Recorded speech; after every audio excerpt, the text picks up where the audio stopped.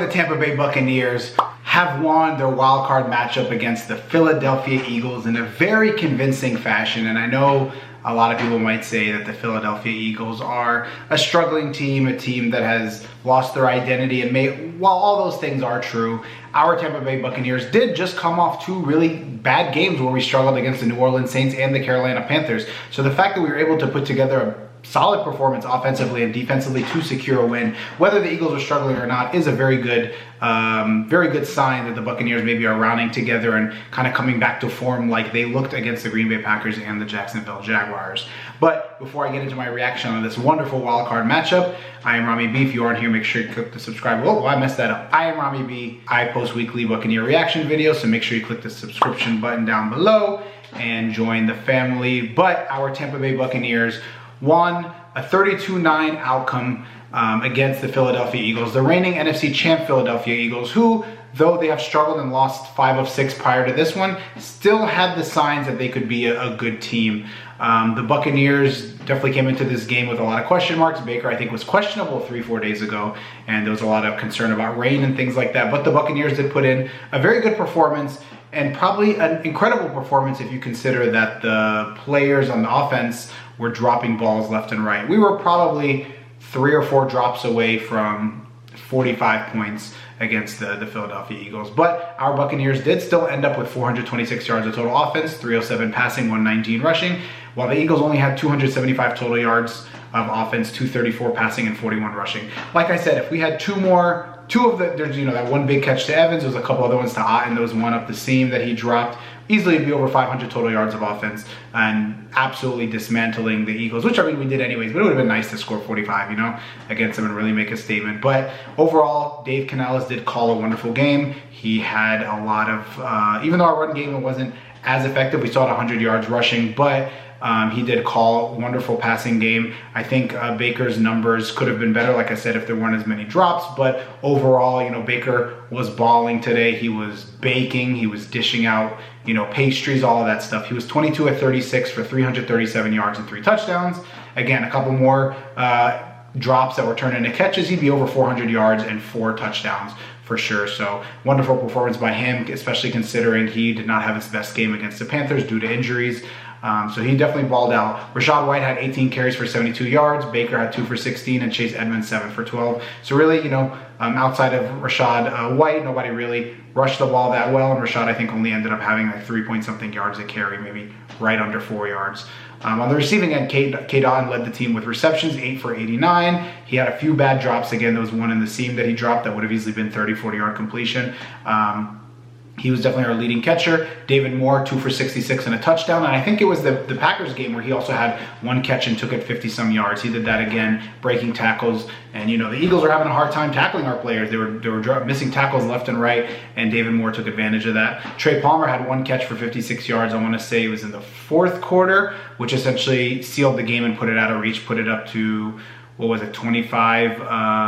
It put us up at 25-9 at that point. So, what was it, 26? 25-9. So that was a great catch and run. 4.33 speed. He got the ball. I think it's his first or second touchdown of the season as well, but it came really at great timing. Caught the ball and just exploded.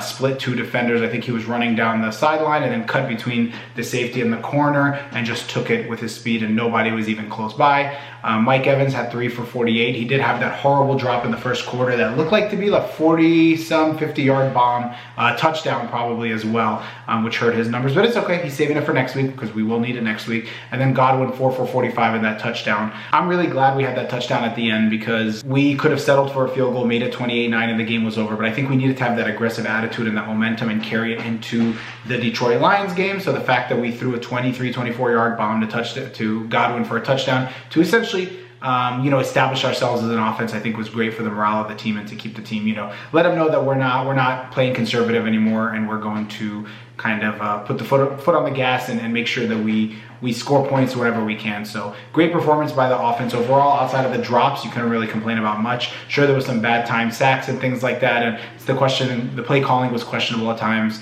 when there would be short yardage situations and we'd go for big dropbacks and things. But overall, I mean, when you beat a team that was the best team in the NFC last year and had one of the best defense before they collapsed, they still have a lot of talent on the defensive end. So the fact that we were able to drop 32 on them in a playoff game was beautiful.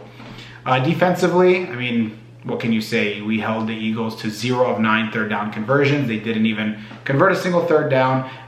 Even on the 2-point conversion that they had attempt, we stopped the tush push, and then at the end of the game, they went for it on 4th and 5, and we stopped them there. We held them to 1 touchdown and 1 field goal.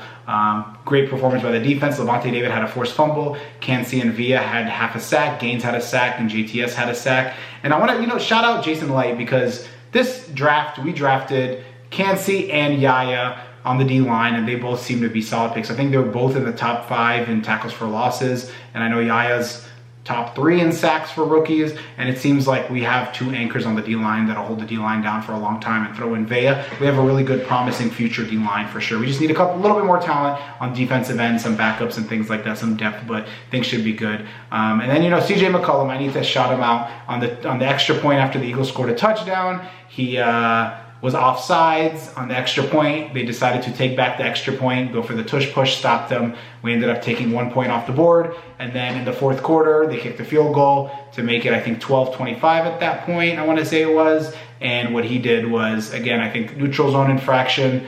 They got it to 4th and 5, went for it, didn't get it. So he was playing 4D chess. He single-handedly erased 4 points off of the Eagles score just by making mistakes. He's like the anti-Donovan Smith. Remember, Donovan Smith would take points away from us with all of his holdings.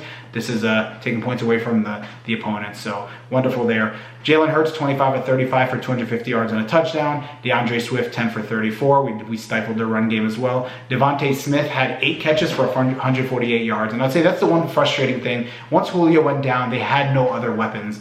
And Bulls, I guess the team, I would have doubled Devontae Smith for the rest of the game. I would have had a safety over top and a corner underneath at all times. But, we still won the game, but Devontae Smith was balling considering he was their only option. Swift had 4 catches for 32 yards, Julio 3 for 22 before we hurt him. Felt bad to see him hurt, but, anytime he played against us with the Falcons, he tortured us. So I'm glad we were able to keep his damage very low, and it sucks that he got hurt, and hopefully he recovers, but it seems like his career might be coming to a close just because of the injuries and things. And then Goddard had 4 for 21 and a touchdown. So defensively, we played a great game. We did have a couple slip-ups in the first half where we let them kind of drive down and score, but outside of those couple of drives, the defense really clamped down and shut them down.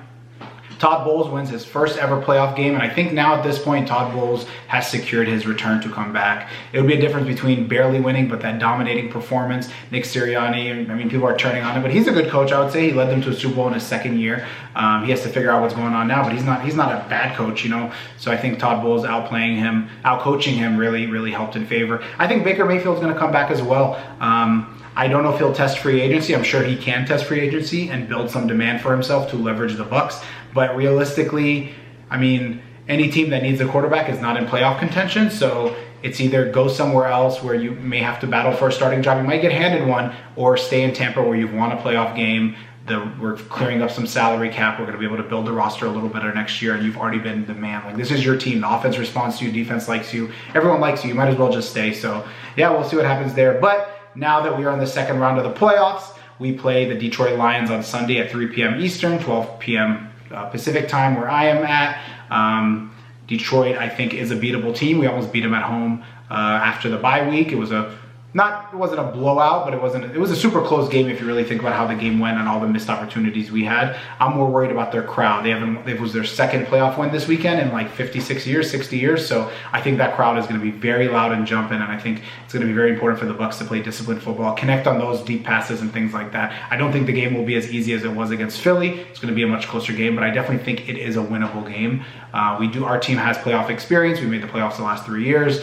Baker has a couple playoff wins under his belt as well. So should be a fun game. And then on Saturday, so before we play the day before, we know the outcome of the Packers versus 49ers. If the Packers win and the Bucs win on Sunday, we will host an NFC Championship game against the Green Bay Packers. But we also have a chance for a revenge tour. We already beat the Eagles, who beat us earlier this season. We have a chance to knock off the Lions, who beat us. We have a chance to beat the 49ers, who beat us. And then we have Super Bowl if we play the Texans, who probably won't make it, and the Bills, who probably won't make it. We have a chance of revenge there too. So definitely looking forward to what next week holds, but we'll take it a week at a time. wonderful win. Comment down below what you thought of this game.